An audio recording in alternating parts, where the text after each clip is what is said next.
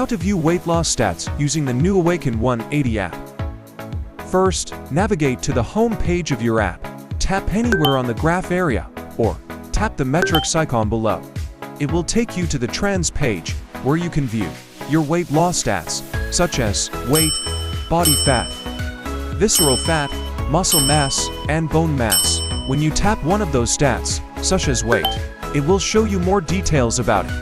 It will display the graph of your weight loss progress. You can tap from the available choices, like monthly, quarterly, 6 months, and annually. And not only that, you can scroll down, and it will display your weigh-ins history.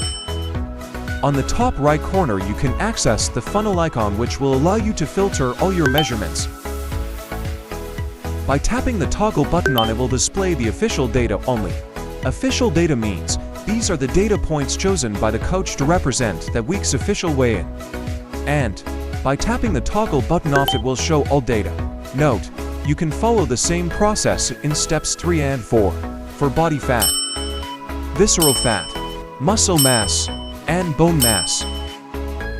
If you have questions and inquiry about this topic, contact us at 413-307-3758 or email us at support@awaken180weightloss.com. Thank you.